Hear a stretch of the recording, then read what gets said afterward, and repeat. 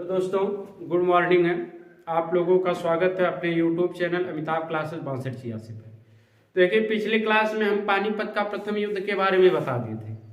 आज हमें जो है उसके आगे देखना खानवा का युद्ध।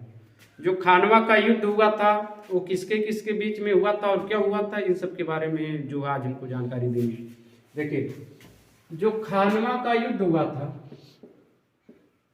खानवा का युद्ध 1527 ईस्वी में हुआ था और ये युद्ध जो हुआ था राणा सांगा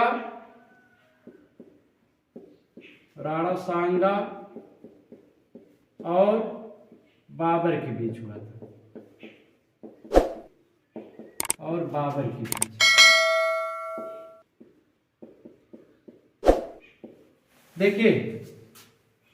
देखिए खानवा का युद्ध हुआ क्यों?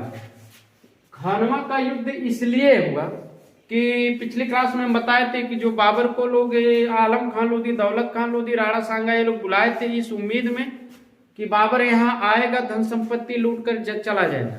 लेकिन लास्ट में क्या होता, बाबर जो दिल्ली में जब रुकने का निर्णय लेता है तो ये क्या होते, राणा सांगा जो है क्या होते, भड़क उठते। क्योंकि उस टाइम जो राणा सांगा थे भारत के सबसे प्रतापी, सबसे योद्धा, जो योग्य शासक थे।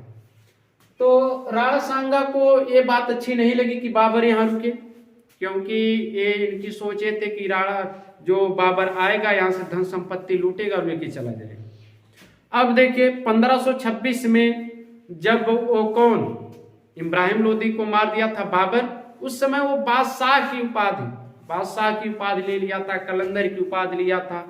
हमने बता दिया था जब वो सिक्के दिया था तो कलंदर का उपाधि लिया, फिर क्या है वो युद्ध में जीता तो बादशाह की उपाधि लिया। अब देखिए इन दोनों को युद्ध यानी राणा सांगा समझ लीजिए और बाबर। अब राणा सांगा के सपोर्ट में देखिए 4-5 लोग थे। 4-5 लोग में हम पिछली क्लास में बताए थे कि आलम खान लोधी, दौलत खान लोधी, मेदिनी राय, महमूद लोधी। एक लिख दे रहे महमूद लोधी, ये उस टाइम बिहार में शासन कर रहा था। देखिए अब इन दोनों की युद्ध की तैयारी हो रही है, किसके किसके बीच, राणा सांगा और बाबर के बीच। तो ये जो आलम खान लोधी, दौलत खान लोधी, राणा सांगा, ये तीनों तो समझौता करके बाबर को बुलाए थे। जब बाबर यहाँ रुकने का निर्णय लिया थे क्या किए, इसका विरोध किए। और ये जो मेदिनी राय थे ये इसके साथी थे, किसके, राणा सांगा। अब इन सबकी सैनिक जो है कहाँ, आगरा में इकट्ठा हुई कि युद्ध करने के लिए। तो इन सब यानी जो राणा सांगा के पक्ष में जो सैनिक थे, जो सैनिक की संख्या थी लगभग 1 लाख, और उस टाइम बाबर के पास थी 12,000। अब देखिए जो ये बाबर था, बाबर के पास 12,000 और ये राणा सांगा माने सबकी सहायता से इसके पास जो 1 लाख सैनिक थे। जब ये दोनों आगरा के मैदान में पहुंचे, यानी बाबर का पक्ष, राणा सांगा का पक्ष, तो बाबर का जो सैनिक था वो 12,000 थे। अब ये क्या किए, इसके सैनिक को देख करके डर गए कि माने जो बाबर के सैनिक थे लड़ने के लिए इनकार कर दिया, मैं नहीं लड़ूंगा, क्योंकि जानते थे कि हम लोग की संख्या 12,000 1 लाख। तो बाबर सोचा अगर ये लोग नहीं लड़ेंगे तो फिर हमारे लिए दिक्कत होगी, फिर हमें अधीनता स्वीकार करनी पड़ेगी। तो बाबर क्या किया, अब इन लोगों का मनोबल बढ़ाने के लिए यानी प्रोत्साहित करने के लिए जो है, अब बाबर तरह तरह की नीति अपनाए। अब वो जानता था कि अगर हम यहाँ से जो है अधीनता स्वीकार करेंगे, यहाँ से हम वापस लौटेंगे तो फरगाना को और काबुल को क्या अपना मुख दिखाएंगे कि यही वहां भी गए, वहां से भी, अरे अफगान में तो ये झेल ही चुका था।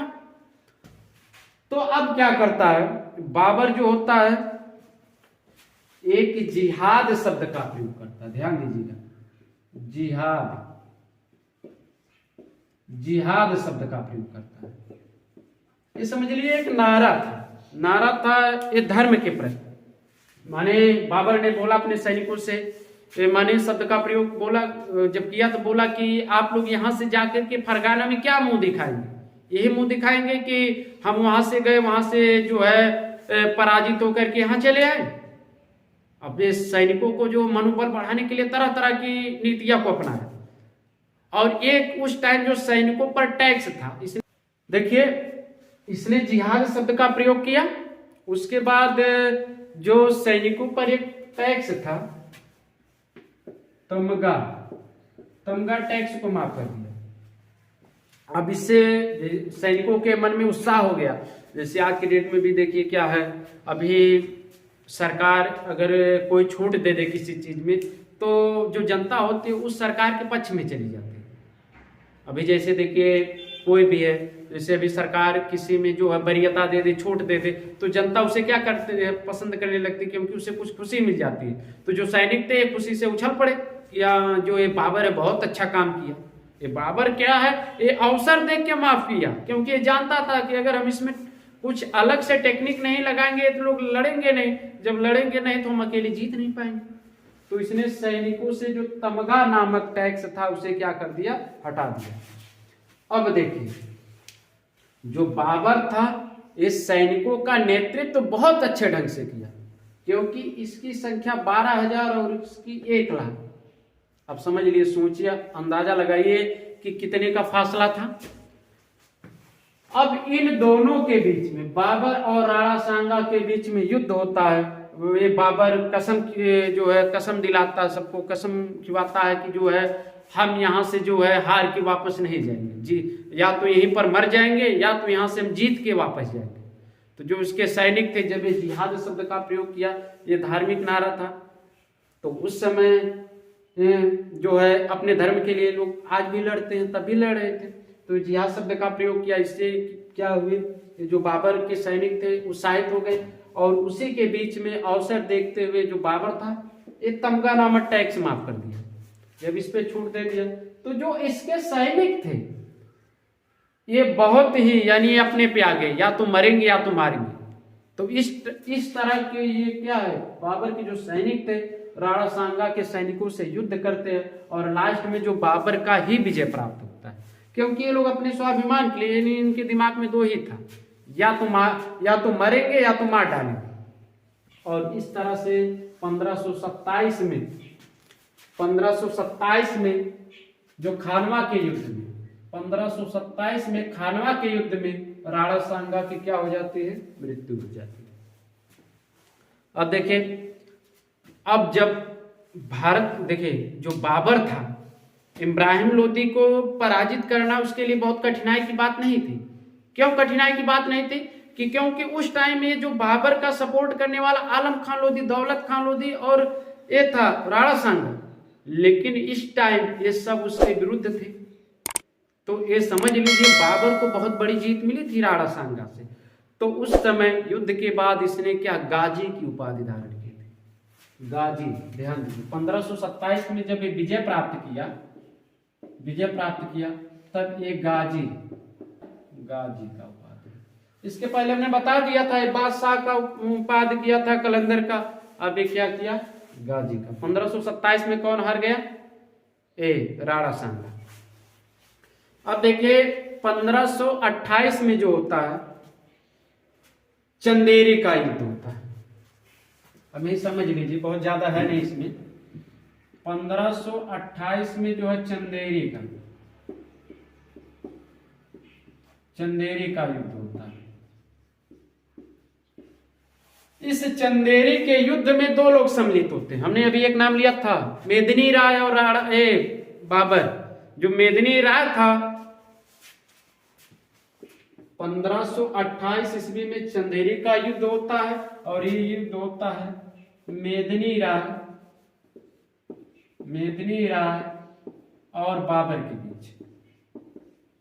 देखिए जो मेदिनी राय था, मेदिनी राय राणा सांगा का दोस्त था, तो इसे भी जो है बाबर क्या किया, बाबर उसके पास हाल भिजवाया, किसके पास, मेदिनी राय के पास, कि आप अधीनता स्वीकार कर लीजिए। क्योंकि इसे क्या, जब राणा सांगा को मारा तो इसे बहुत बड़ी जीत मिल गई थी। तो मेदिनी राय जो था ये अधीनता स्वीकार नहीं किया, क्योंकि इसके मन में जो पहले से बदले की भावना थी कि जो उसका साथी था राणा सांगा वो मारा गया था। तो और क्या होता है, 1528 का युद्ध माने जो था चंदेरी का युद्ध था, वो मेदिनी राय और बाबर के बीच में, बाबर के बीच में हुआ। तो इसमें क्या होता है, इसमें भी बाबर क्या करता है, विजय प्राप्त करता है। जब विजय प्राप्त करता है तो मेदिनी राय की 2 पुत्रियां थी, उन दोनों पुत्रियों को एक उपहार के रूप में अपने 2 पुत्र कमरान और हुमायूं को सौंप देता है, कहने का मतलब गिफ्ट में देता है। हमने बताया था कि जो ये बाबर था इसके 4 पुत्र थे,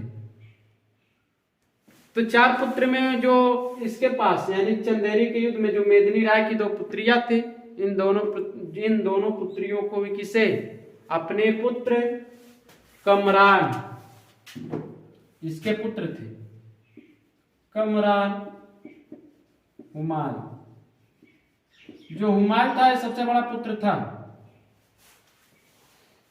इनको गिफ्ट में देता है।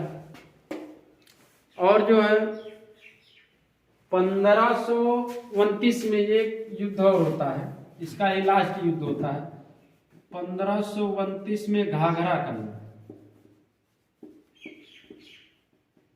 घाघरा का युद्ध। जो यह युद्ध हुआ था वो महमूद लोदी और बाबर के बीच में हुआ था। हमने अभी एक नाम इसके पहले लिया था, देखिए यहाँ पर हमने बनाया था, इस पिछली क्लास में बताए थे कि जो महमूद लोदी था वो उस समय कहाँ, यहाँ बिहार में था ना। तो जो देखिए इसका नाम घाघरा का युद्ध इसलिए पड़ा कि यह युद्ध जो घाघरा नदी के किनारे हुआ था, इसलिए इसका नाम क्या है, घाघरा का युद्ध पड़ा था। और इस युद्ध में सम्मिलित था कौन, महमूद लोदी, महमूद लोदी और बाबर। और इसमें भी बाबर की क्या होती है, विजय होती है। ये कोई खास नहीं था, इसमें भी बाबर की क्या होती है, विजय होती है। और देखिए 1530 ईस्वी में, 1529 में यह युद्ध होता है 1530 ईस्वी में, यानी जो ये 26 दिसंबर 1530 ईस्वी में जो बाबर की होती है वह क्या होती है, मृत्यु हो जाती है।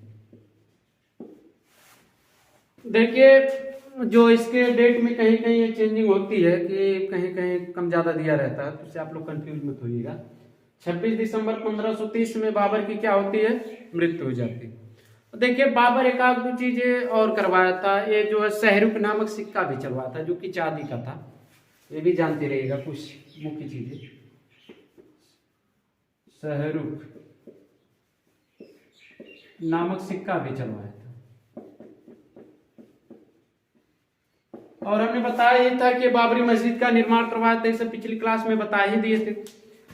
अब देखिए जो 26 दिसंबर 1530 में जो बाबर की मृत्यु होती है, तो इसके मृत्यु के बारे में जो तमाम इतिहासकार हैं वो सब अलग अलग जो है अपना जो है तरीका बताते हैं किस तरीके से बाबर का मिला था। जैसे कुछ लोगों का मानना है कि बाबर जो है अफगान से जब आया तो यहाँ यानी जो जब बिहार के युद्ध में यहाँ आया तो वातावरण को अपने अनुकूल नहीं कर पाया, इसलिए इसकी मृत्यु हो गई। और कुछ लोगों का कहना है कि जो इब्राहिम लोदी का हमने नाम बताया था कि पहले कि इब्राहिम लोदी के जो माता थी इसे बाबर को खीर बना के खिलाई थी, उस खीर में जहर को मिला दी थी और जहर मिलाने के बाद वो जो जहर था धीरे धीरे काम किया और इसकी मृत्यु हो गई। तो तमाम लोग तमाम चीजें बताते हैं कि जो बाबर की मृत्यु इस तरह से हुई है। तो इस तरह से देखिए जो बाबर का होता है समाप्त होता है।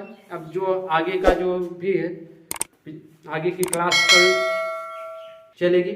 अगर दोस्तों वीडियो अच्छी लगे तो लाइक शेयर सब्सक्राइब जरूर करिएगा। धन्यवाद।